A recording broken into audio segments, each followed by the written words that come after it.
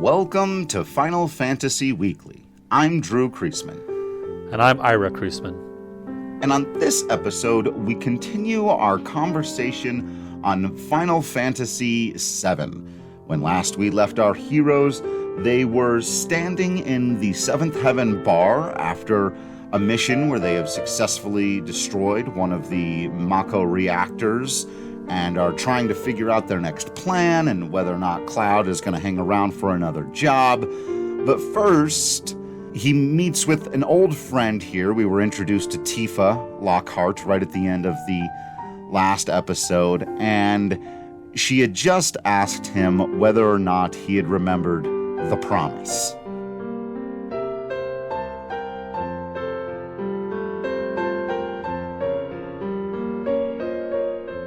One of the more famous scenes, of many famous scenes in this game.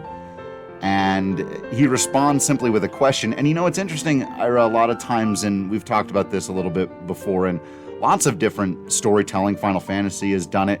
Aaron Sorkin does this with his characters a lot, where somebody will say something, and then another character will ask a question that essentially just allows them to reiterate or tell the story they were going to tell anyway.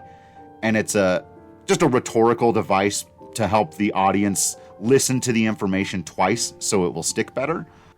Right. So I think, in a way, we're supposed to see Cloud asking promise as one of those, but sure, it may also be a little bit deeper than that. Right. As we've mentioned before, and I imagine we'll mention again, Cloud has some memory issues, and the reason for those is a big part of who he is and why he behaves the way he does. So you're right, it is just sort of a storytelling device to get us into the exposition without it being too clunky, but at the same time it's a bit of foreshadowing. And it also puts the next scene into an interesting context, because the first time you watch it, this is just a flashback, like you might see a flashback in anything else, but there's definitely an ambiguity about whose memory is this? Is it Tifa's? Is it Cloud's? Or are they doing some collective work here to try to remember something, and we, the audience, are now creating a sort of third version of whatever reality actually was? Either way, we're transported 7 years ago to a well sitting beneath a starry, starry night. It's quite beautiful. The stars in particular, again, I think, are what create this iconic shot, and a bit of a green sheen in the sky as well.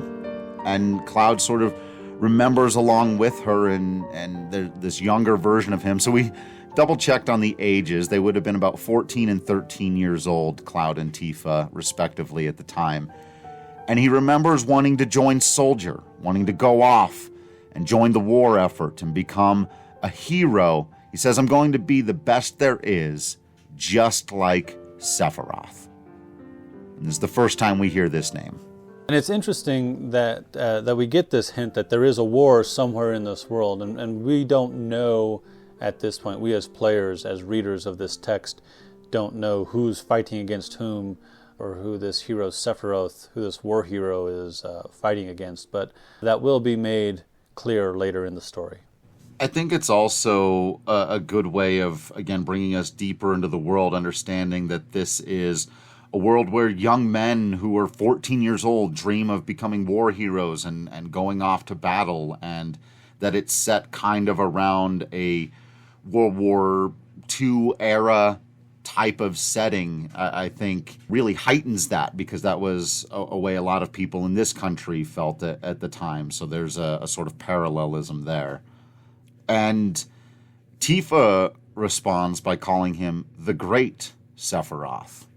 So we're now given this idea of a person as a war hero, as somebody who is referred to as the Great. Very interesting way to introduce who, spoilers, we all know now in 2019, will be the main villain of the story. When we were playing this for the first time in 1997, we didn't know that.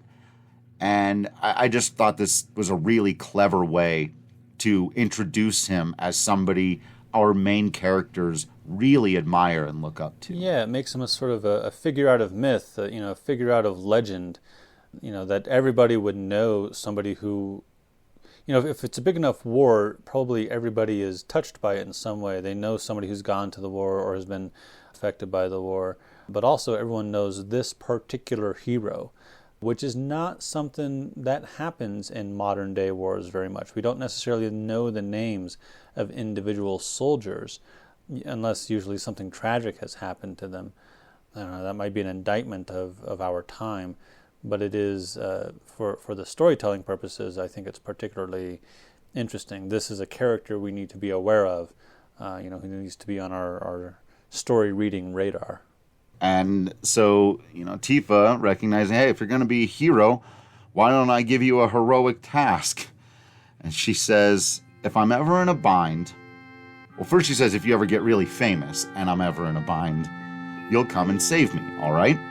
If I'm ever in trouble, my hero will come and rescue me.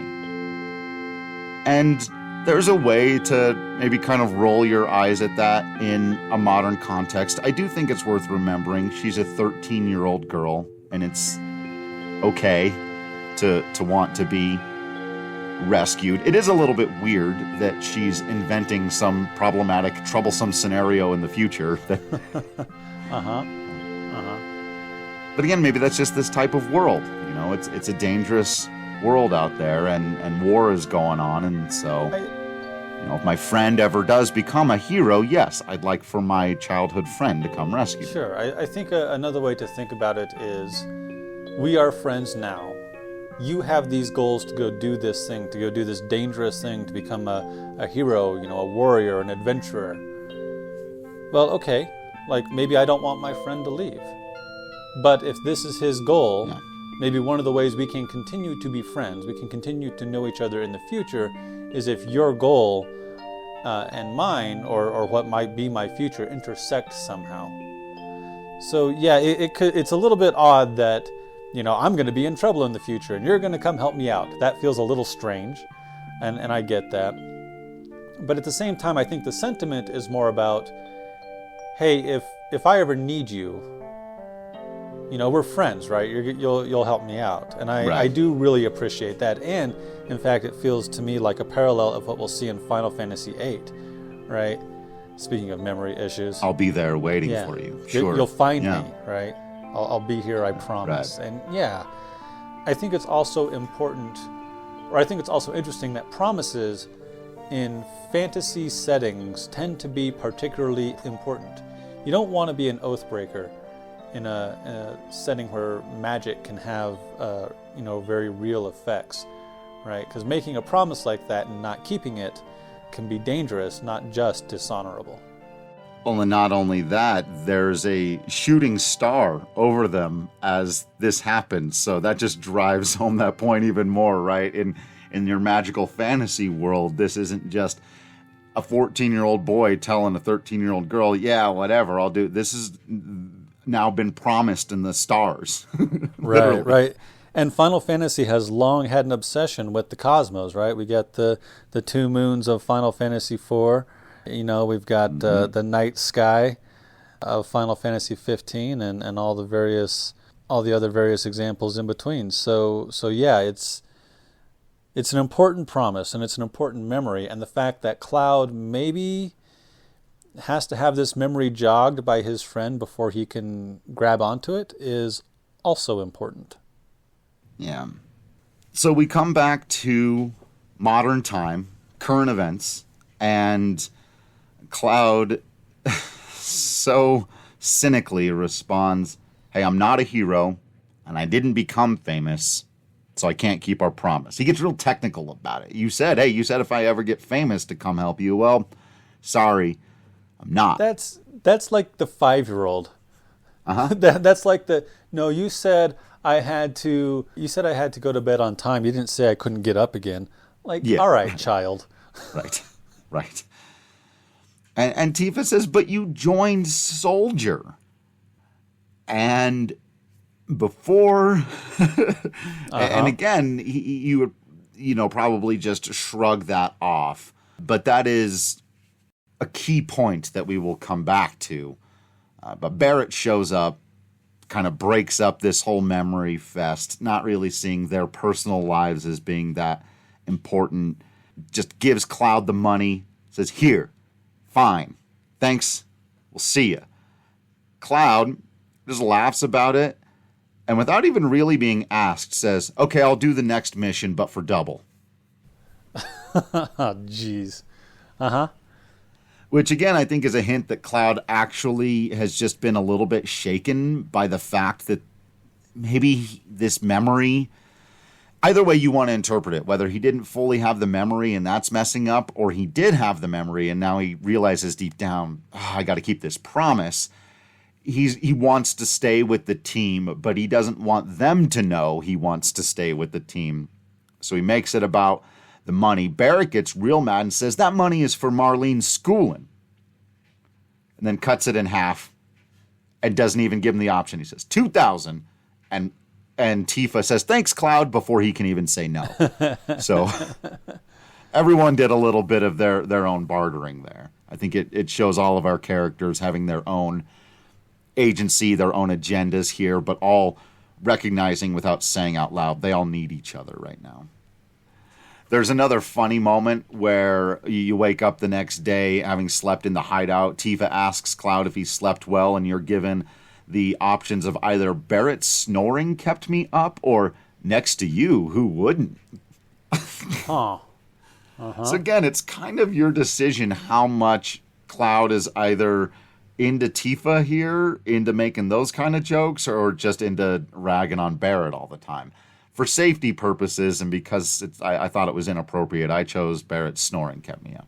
Right. Yeah. We don't need to be a creep necessarily, but I don't know. Is that next to you who wouldn't line meant to be creepy, or is it meant to be endearing? I think it's meant to be endearing, and it's also a part of the showing of Tifa, the point system where you can have Cloud hint more and more that he's into Tifa if that's the way you want to take the story. I see. Okay. Yeah. So it's out for the next mission. No waiting around. We're getting right to it. We're supposed to head off to the Sector 5 reactor next. And then there's a really interesting thing that happens here. And I would have loved if this was driven home in every other element of the game, because there are short little tutorials, like at one point earlier on, Barrett tells you how to press circle to run, stuff like that. And Jesse explains the Midgar map to Cloud, which if you pull back and you go, now we know Cloud probably doesn't remember it, but if he's been living in this world the whole time, he should probably know how Midgar works. That's more for us as an audience. But I love this turnaround when Cloud explains to Barrett how to use materia, because he would be the more experienced person with the military training who's used these little magical gemstones that give the characters in this world their magical powers and allow them to do all kinds of things, from summon monsters to heal themselves, and actually plenty of other stuff that will become storyline important. But for now, I think it's just really interesting that, one, Cloud gives the tutorial. It kind of flips the trope that we're used to, where the main character is the ignorant one who has to have the entire world explained to him. He knows something that the other characters don't.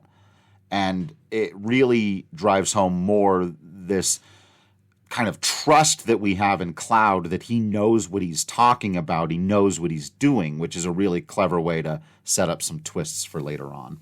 I do want to draw some parallels / distinctions. We haven't had in-game tutorials very much in Final Fantasy. We didn't have them in 5, but we did in 6, right? It would go to a black screen, and the ghost would appear, or the Moogle, or the imp, or whomever, and they would say, here's how you use Mog's dances, here's how you use Magicite, and so on and so forth.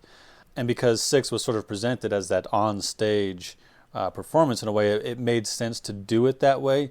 Here, it's kind of fourth wall breaking, right? Like, we have to understand that, that Barrett saying press O to run, he's not talking to the characters, or he's not talking to the in-game characters. Like you said, Jesse's not talking to Cloud. They're talking to us. But here it Right. is a little bit different because materia is part of this world. It's not just a game mechanic. So yeah, I think that's particularly interesting that here we're meant to think that maybe Cloud is talking to us, but also talking to the characters. If we continue with the theme of the players are sort of a light warrior in the way that they interact with these worlds, that's kind of interesting. I also want to draw a parallel between the materia of Final Fantasy VII and the magicite of Final Fantasy VI. In Final Fantasy VI, the little crystalline stones you collect to give you your superpowers, they are the crystallized remains of sentient, sapient, magical beings. And in Final Fantasy VII, they're not. They're the crystallized essence of the life stream, the Mako energy. But maybe they kind of are, because perhaps the planet is kind of sentient. Perhaps the planet is kind of sapient. And so, yeah, I like that as a parallel, that in Final Fantasy, sometimes you draw your superpowers, the power to save the planet, from the energy of others. And I think that parallels, like I said, 6, definitely 5 when the crystals shatter, 10 with the Hymn of the Faith, 4 with the combined prayer of the planet. Like, in order to save existence, we have to work together in a way. Or, it's the Ewoks taking down the Empire with logs and sticks against all of the giant machinery. And Sure. There's always that element of it there. Or countless Hayao Miyazaki films where we get that kind of imagery, and it will be throughout Lord of this the game Rings. for sure. Right. Of course. When the giant tree people Right. take down the Destroy industry? Yeah. You also Not see super it, subtle. if I can invoke the lesser liked Star Wars movies a bit, I think it's particularly interesting that in the prequels, Anakin is way into technology, and Obi-Wan's the one who makes friends with the giant lizard dragon. But I also think that we got to be a little bit careful about only, that the good guys only ever are into nature, because that can feel like people who live in cities can be cool too, right? Oh, yeah, Barrett's got a gun grafted onto his arm and all the SIDS and stuff. So, yeah, no, you're right. But people don't like some of the Star Wars movies? I didn't know that. Yeah, I guess. But speaking of the man with the gun grafted onto his arm, he leads the rest of the team back to this next mission. They hop on another train. This time the train ride to the mission doesn't go so well. Barrett gets in a fight with the conductor. The security alarms get tripped up. Jessie explains that she may have made a mistake when it came to creating the fake IDs. So you've got to keep running up the train as the red light blares and everything gets intense for a minute. Then you decide, look, we got to jump off the train. Tifa goes first. I love that. No hesitation. Opens the door, hops out, then Cloud, then Barrett, which takes you to a tunnel to a scaffolding high above the slums. I love this shot because you can see all of the slums below, and you're still moving upward toward the reactor. You get this weird, uneasy sense of how far beneath you all the slums are, and that will become important here in just a moment. Also, visually, it's just a stunning shot. Again, the kind of scope we had never seen before in games. So the crew takes a different way into a reactor that's very similar from the one we opened the game in. The layout is basically exactly the same. There are little subtle color differences that will suggest it's not the exact same reactor. But you head down to the main area, again, mostly unencumbered, where you would set the bomb the first time. And if you'll recall, Cloud had a very minor wig out moment that he very quickly brushed aside. Well, he has a slightly more major wig out moment this time. Screen goes all red again. This time we get a distinct heartbeat sound that will play a big role throughout the story. And we get a more full flashback. This time pretty clearly this is just Cloud's memory, or certainly Cloud's mind, picturing things. So what we see is Cloud standing at another reactor that's actually much different than the one he's standing in. The layout is the same, but the colors are much different. The adornments, it's clearly a different time. And we see a younger looking Tifa standing at the door. This reactor also has a door where the reactors where we've been setting the bombs in current events just have this kind of wheel situation. One of the things to note about Tifa here is that she's not in the same outfit that she's wearing in the current times of Final Fantasy VII. It's sort of I think it's meant to hint that she's from a rural area. It's more what I think of as the cowboy outfit. So she's got like a leather vest and a leather skirt and a cowboy hat. I mean, it's still obviously Tifa, and it's worth noting that characters in video games tend not to change clothes that often because they don't want to have to create a game model or design all these different outfits for characters over and over again, because that gets extraordinarily tedious. In fact, we talked about that in Final Fantasy V. The people who had to design all 5 light warriors different outfits for every single frickin' job were losing their minds over it, and then animate them all. So yeah, it's almost off-putting that she has a different costume or a different outfit, just because we tend not to see that in video games. But I do think it's meant to indicate that she's younger here. She's maybe a little more innocent, hasn't had too many tragedies in her life up until this particular flashback. Yeah. And it's also just a good visual way of letting us know this is a different time and place, even though this scene maybe lasts all of 5 to 10 seconds, because we just see Tifa say, "Papa." And then she says, "Sephiroth? Did Sephiroth do this to you?" "Shinra, Mako, Sephiroth, I hate them all." And that's the end of the flashback. We get right back to Cloud, Tifa, and Barrett in real time. Barrett going, "Hey man, get a hold of yourself."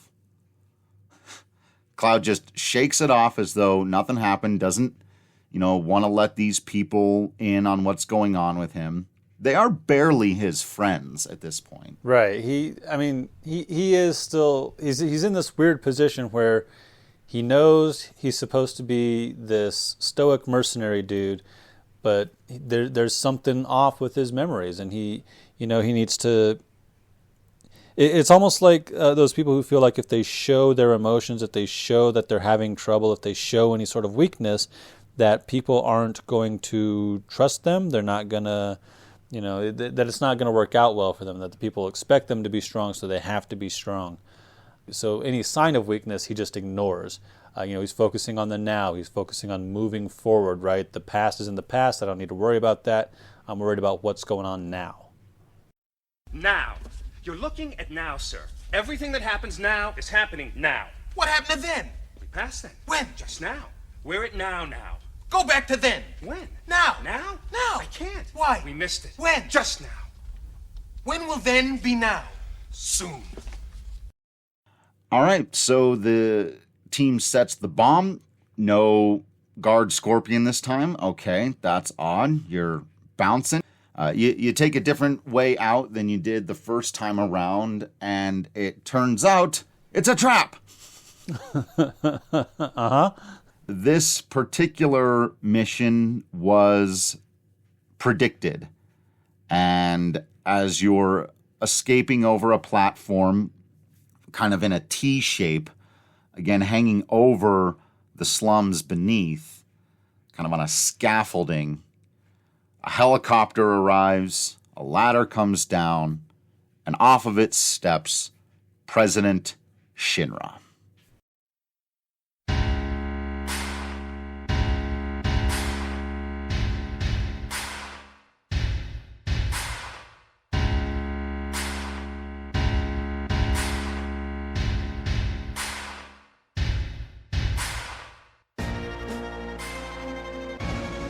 And that is bold. The president of an energy company who is going to face down these eco-terrorists on his own, like one-on-one.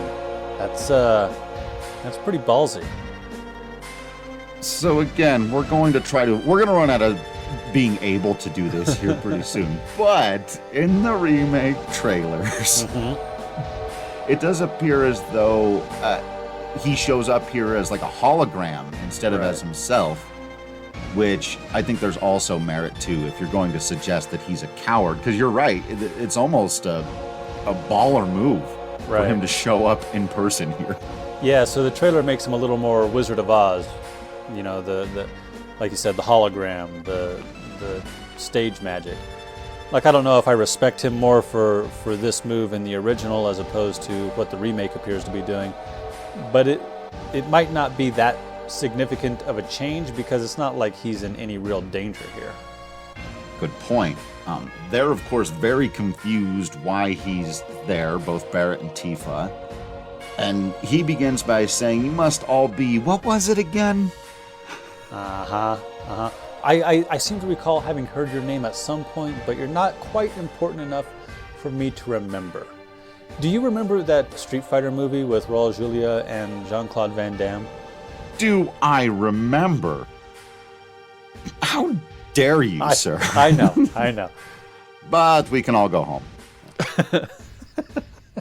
Okay. The reason I ask, as I'm sure you will recall, Chun-Li goes to, she's pissed that M. Bison has killed her father, and her whole point throughout that whole movie is to get him alone so that she can take revenge. And she says, "You killed my father, prepare to die." She has her Inigo Montoya moment, and Raul Julia, who was really sick at the time, and it's actually kind of sad, but Raul Julia as M. Bison gives this beautiful performance. He says, "The day M. Bison blessed your village was the most important day of your life, but for me, it was a Tuesday." Yeah. And such a good line. I mean, it was that's what this strikes me as. Like, you are not important enough. That's the Thanos Scarlet Witch moment in Infinity War 2. So, spoilers. But, she says to him, "You took everything from me," and he says, "I don't know who you are." Yeah. In addition to it existing brilliantly in that tradition, it also so smartly sets up what happens next. Because first of all, Barrett gives him the what have you. "We're Avalanche, don't you forget it." The whole thing, how dare you. Cloud's in a whole different space. Yeah. And for the first time in the game, we see him, seem to care about something.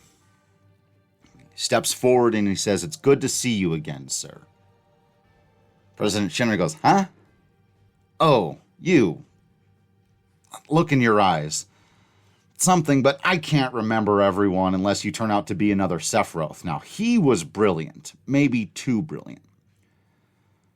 So that line gives us a ton more information. Again, we're getting this buildup of Sephiroth and how important he was.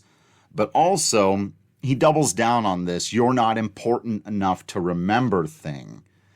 And so we're given reason to believe that Cloud absolutely is who he says he is. He just didn't become Sephiroth, so he didn't, like he said to Tifa earlier, "Well, I'm not famous." Right. I'm a member of Soldier, this elite group of superpowered fighters who work for the corporation/nation of the Shinra Energy Corporation, but I'm still no Sephiroth. Everyone is measured against Sephiroth. Right. And so Barrett says he doesn't give a damn about any of this, which he will eventually, but for now you can understand why he wouldn't care about old war heroes from the past. And President Shinra just dismisses all of them, says, "You're a bunch of vermin. I have a dinner to attend." Yeah. Rich people. Honestly, come on. And then, of course, he drops a giant mech on them. The Airbuster, a techno soldier from the Weapon Development Department. And he says this very cyberpunk thing that, again, other parts of the world, you wonder where the technology is at. But he says, "The data he'll extract from your dead bodies will be of great use in future experiments," which is also a hint at a deeper, sinister goings-on with Shinra. So he hops on the helicopter, gets out of there. Of course, you defeat the Airbuster because you're awesome at role-playing games. And But doing so makes it explode and creates a hole in the platform you've been standing on that, of course, separates the party. Cloud falls down in the middle of it. He hangs on for a minute. You know, one of those scenes. Mm-hmm. Yep, like you do. This is also a good little bit of storytelling through gameplay, because during the fight, Shinra actually drops the airbuster like right in the middle of the party, which provides you for an advantage in battle because it's a pincer attack. We've discussed those before, where two members of the party are on one side and one member is on the other, and so the battle takes place that way. It's a nice little way of just changing things up and creating a different battle strategy, but it's also a great way to move the plot forward because these two different sets of people now are going to need to be separated. So the explosion at the end of the battle puts them on opposite sides of this crater, with Cloud just hanging on. And Tifa has this great line where she says, "Cloud, please don't die. There's still so much I want to tell you." Yeah. She might know some things that he does not or can't remember. It's great because the writing isn't especially complicated, difficult to read. There's not a high level of vocabulary, but it is exceptionally clever. Right. There's double meanings all over the place, especially when it comes to the interactions between Tifa and Cloud. So you have the option of saying either be strong or not sure I can hold. I went with be strong, worry about yourselves. Uh-huh. And then the reactor explodes, and in a very brief FMV, not one where the character models change, just where the background sort of becomes far more expressive, Cloud falls into darkness.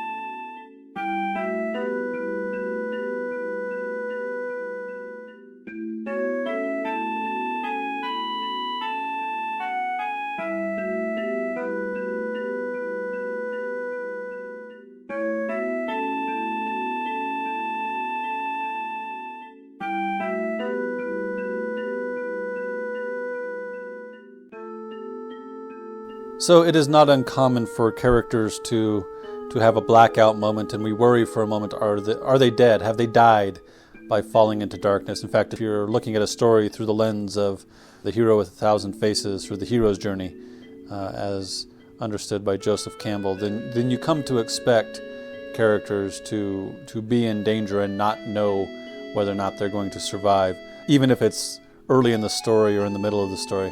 So we see this in Final Fantasy VI, right, with Terra. She falls down a hole in the caves of Narsh at one point and blacks out. For that matter, when she turns into an Esper and flies off, we have no idea if she's okay, and then she ends up in a coma. Yeah, and in Final Fantasy VIII, Squall famously is impaled by ice at one point. Right. And wakes up somewhere else after a long blackout. Tidus, his inciting incident in Final Fantasy X is to be obviously transported somewhere else, but they're kind of two different long blackout moments for him early on where he wakes up somewhere completely different. And in Final Fantasy II, it happens right at the beginning. Our heroes are fighting off the soldiers of the Emperor as they're fleeing the burning town of Fynn, and you go into a fight scene and you get whacked hard.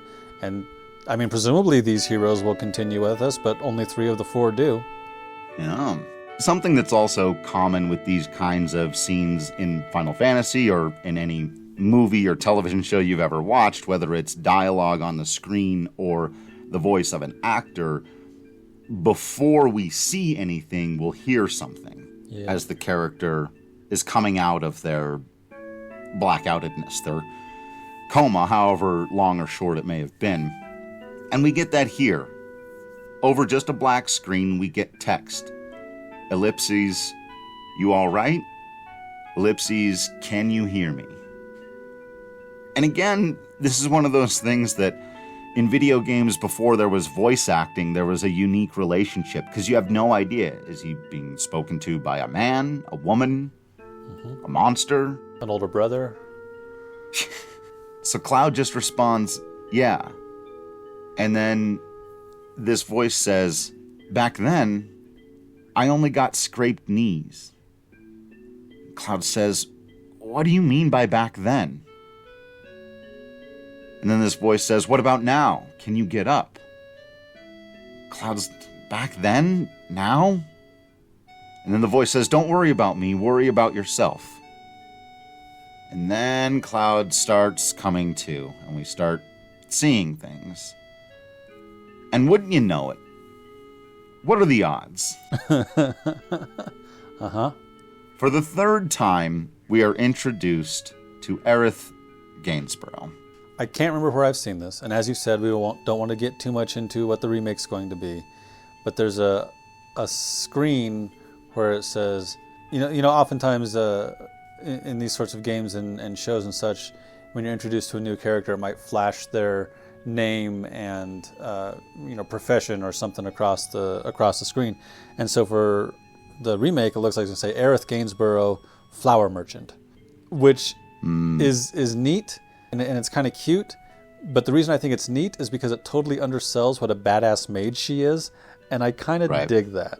Yeah, I like that a lot. And, these are, so far, we've had a lot of questions about this girl. Why did the game begin on her face and with her walking down that alley? And why did we see her again and buy a flower from her just after the first mission, make a comment about how unusual it is for there to be flowers in the slums. And here, all of a sudden, Cloud literally falls into a bed of them. And Aerith explains that. She says, the roof and the flower bed broke your fall. This is a church in the Sector 5 slums. That it's a sacred place and that flowers bloom here. And then you can either remember her and say, hey, you were selling flowers, or for some reason, it gives you the opportunity to confuse her with the slum drunk. Jeez. I know. Instead, it doesn't really matter which you do. Aerith will change the conversation quickly, and she asks about whether or not Cloud has any materia and mentions that she has some that's special because it does absolutely nothing. Huh. Interesting. And then Cloud mansplains to her. Years before that was a thing. Well, no, before it was a word. Right. It was definitely a thing. Right. But he says, you just don't know how to use it. Well, thanks for that, Mr. Man, who just busted up my roof and my flower bed. Right. Also, you really want to tell a woman who's growing flowers in a church in a slum that she doesn't know how to use magic? Well done. Yeah, not especially observant here. But of course, he's, thinking, well, I'm the materia expert. I just did the tutorial. Fair enough. But she says, no, I do. It just doesn't do anything. So she explains that the materia was her mother's, which is interesting.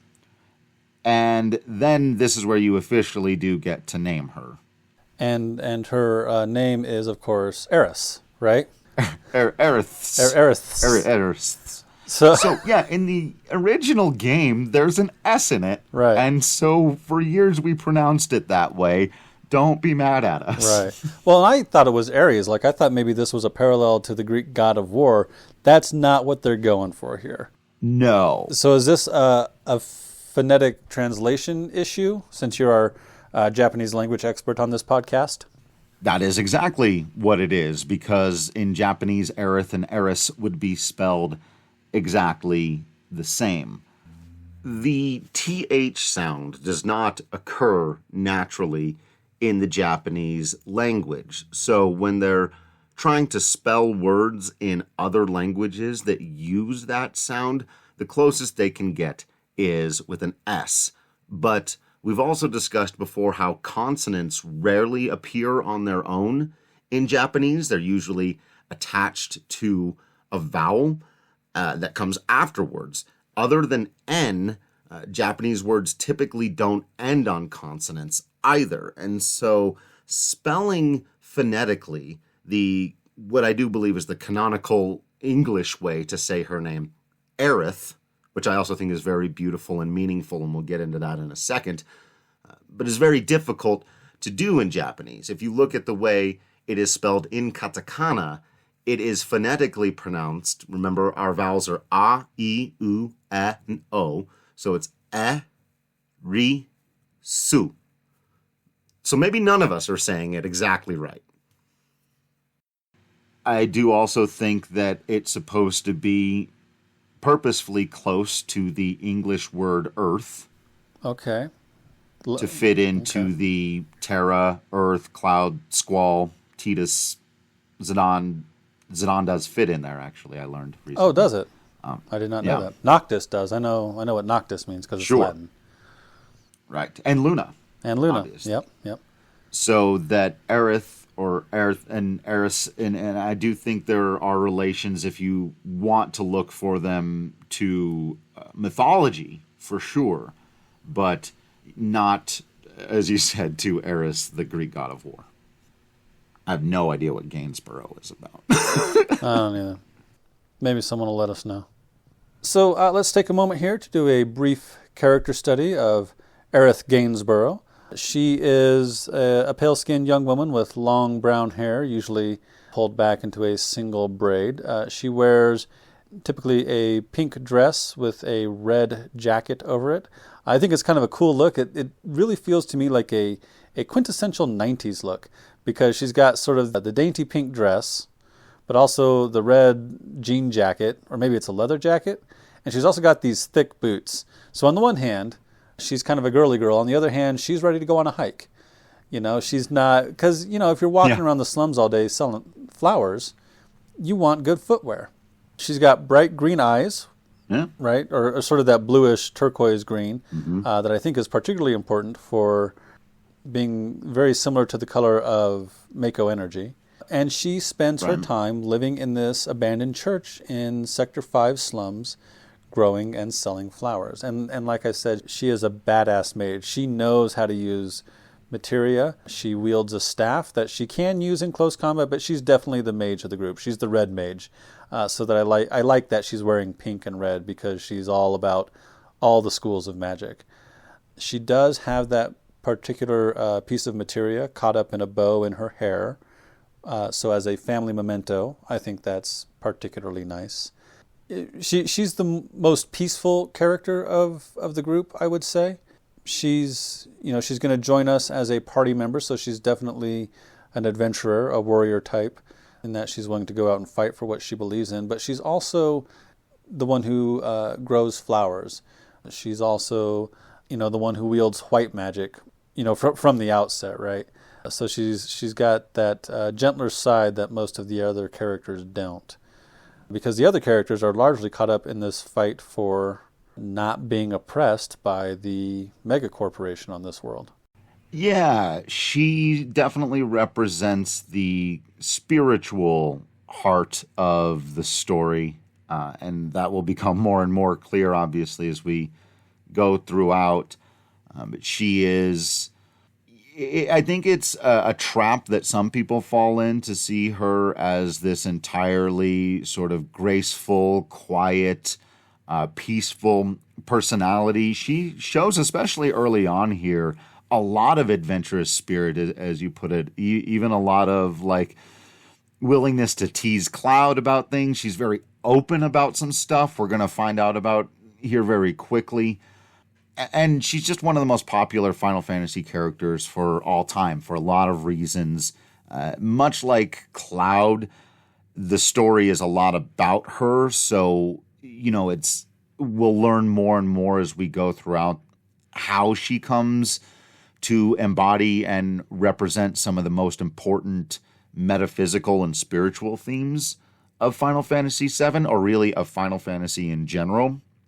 But yeah, she's one of the most popular characters of all time, and I think it's because she's a lot of different things. And we're going to learn about those things.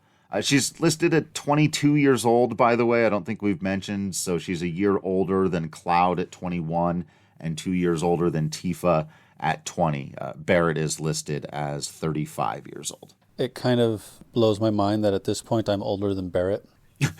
Sure. So once we get her name officially, and it is Aerith now officially with the TH, and that's fine.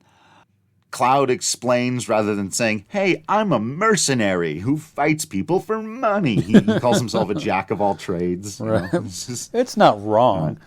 Yeah, right. I fight lots of different people. That makes me a jack of all trades. Right. During their conversation, by the way, some mysterious guy in a suit just walks into the church in the background and stands there. I want to detour for a moment. It's interesting that it's a church, because we've talked before about how there's not a whole lot of actual religious organizations in Final Fantasy. Right? We talked about in 6 how there's a lot of allusions to real-world religion, but there's no like overt religion in that world. But here there is a church. A church to whom? I don't know. Don't know. So this presumably prompts Aerith to ask Cloud if he's ever been a bodyguard. Yeah, good choice. If a mysterious suited figure enters my church, but I've got this handsome young man with a giant sword who seems to be kind, definitely going to ask him to be my bodyguard. So she says, get me out of here. Take me home. Cloud says, all right, but it'll cost you. What a jerk. And she says, well, how about if I go out with you once? See, and she's immediately being very flirtatious and playful. She's not exactly Little Miss Reserved here either. Right. Church girl, you know. Right. And Cloud says, but I don't know who you are, and you don't know me. Right. Also makes sense. Very sensible.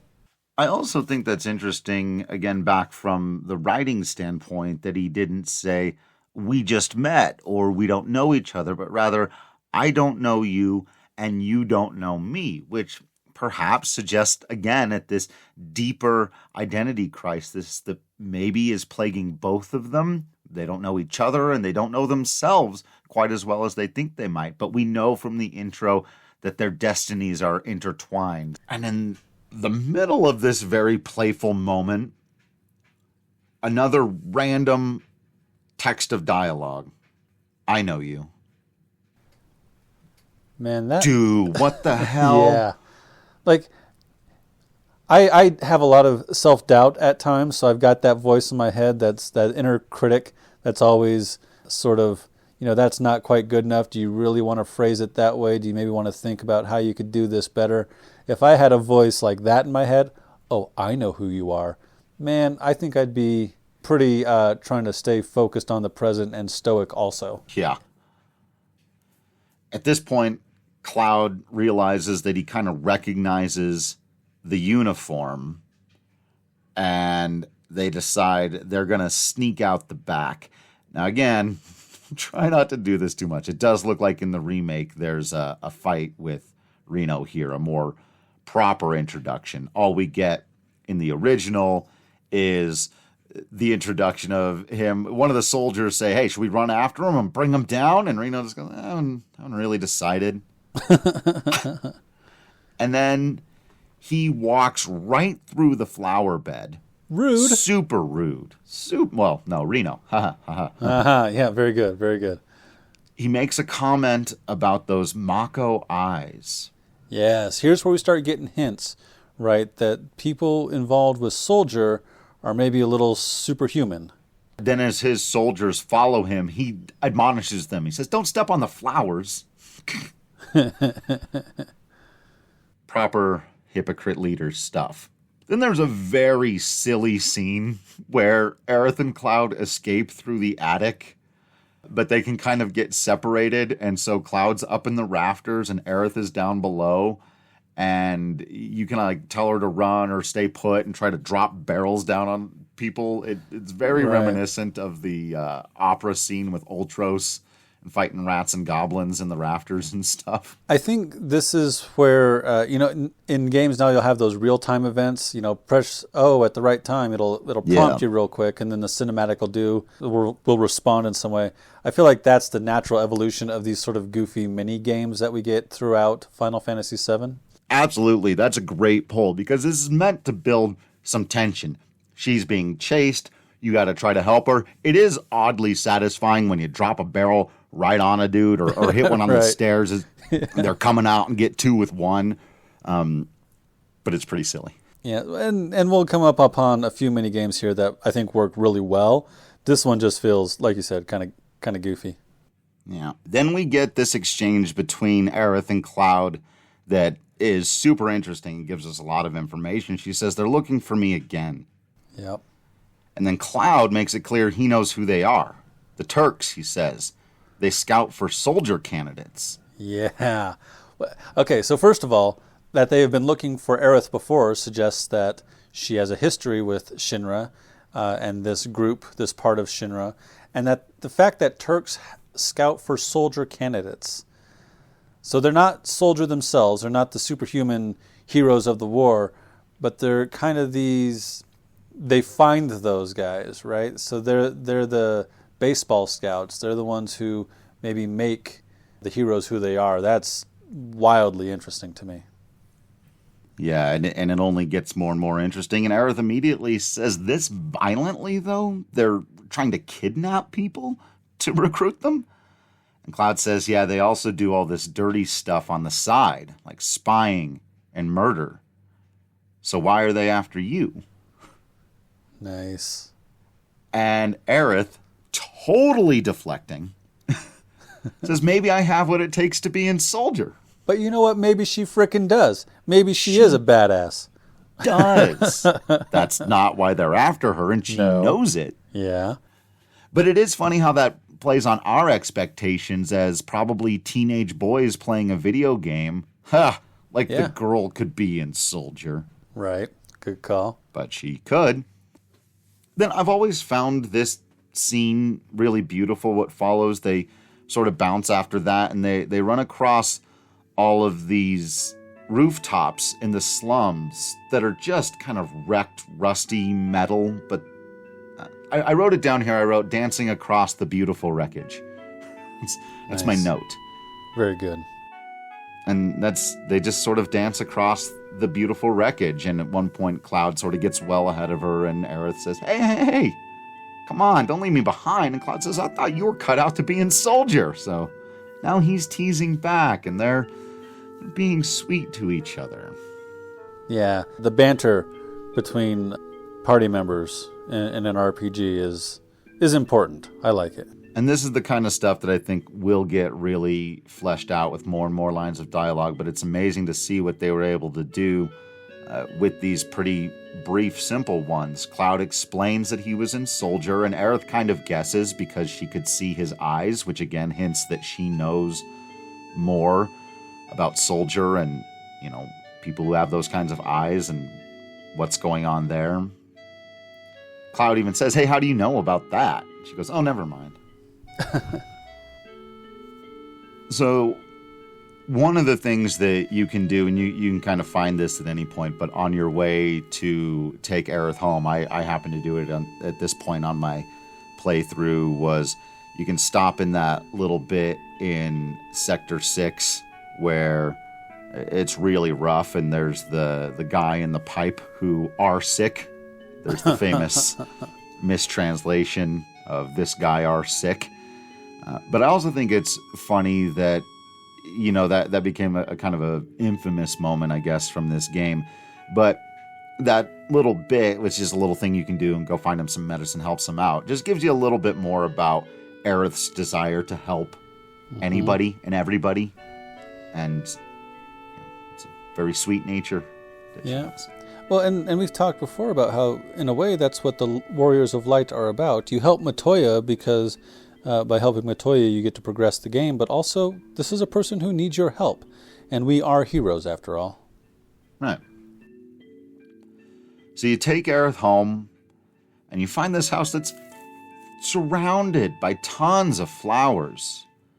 And there's a waterfall, or maybe even Mako Fall in the background. It's kind of hard to tell in the old one. I always assumed it was a waterfall, but it does have kind of a green hue to it. Sure. Of course, Mako is probably seeped into the water supply everywhere here.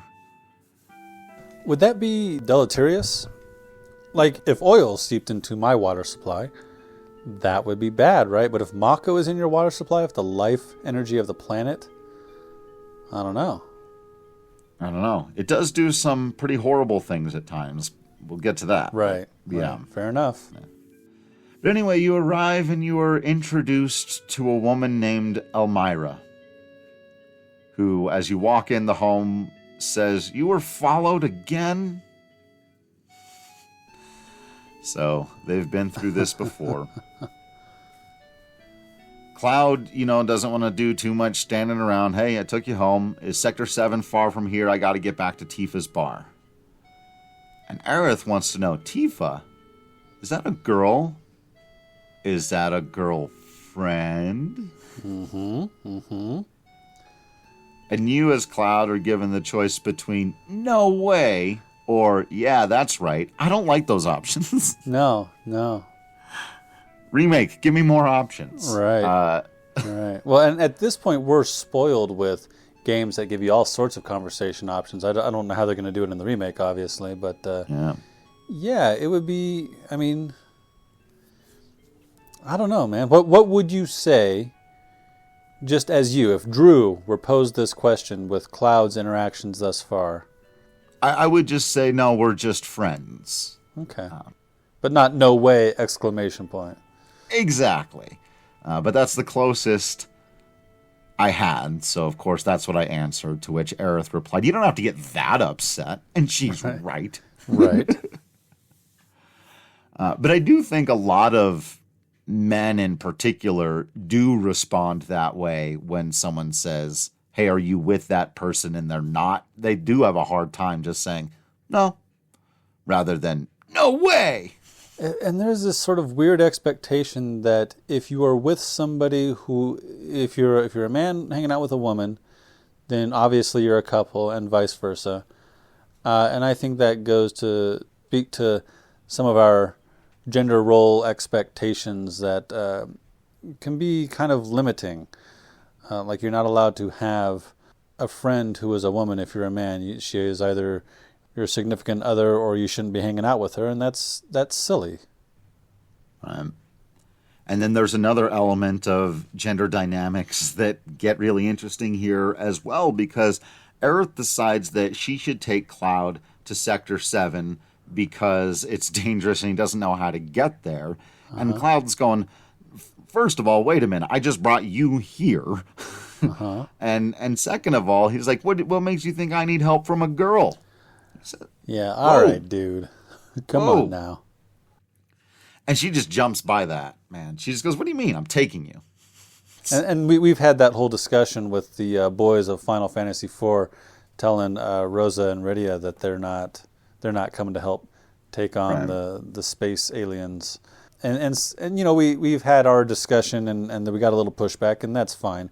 But there's a certain amount of, on the one hand, you want to protect the people who mean the most to you. On the other hand, you don't get to decide that they don't get to go on the adventure, no matter your sex or gender. Right.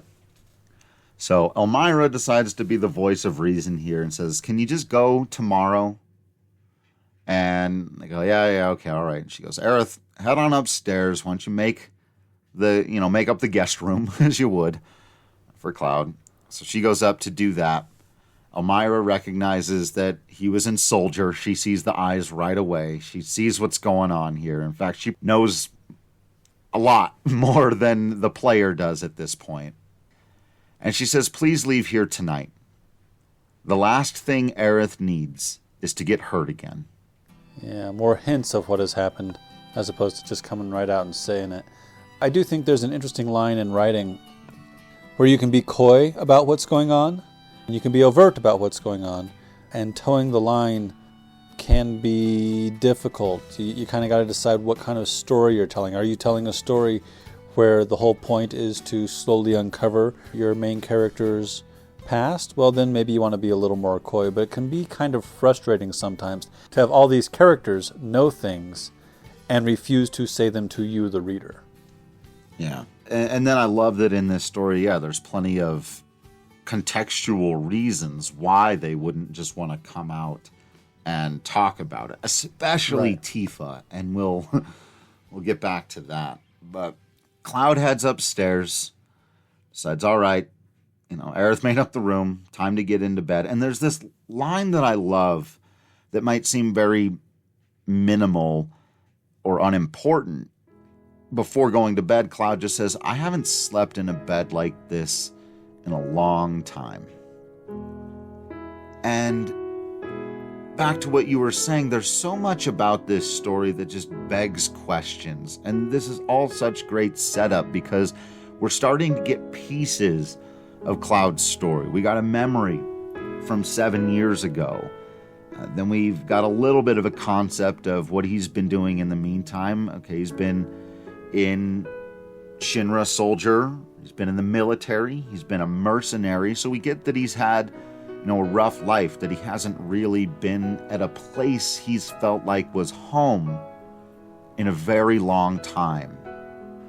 But maybe in this time and in this place and with this person, he's starting to feel a little bit at home. That's it for this episode.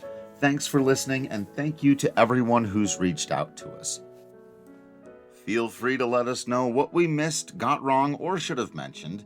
Follow us on Facebook and Twitter at FFWeeklyPod, or email us at finalfantasyweekly@gmail.com.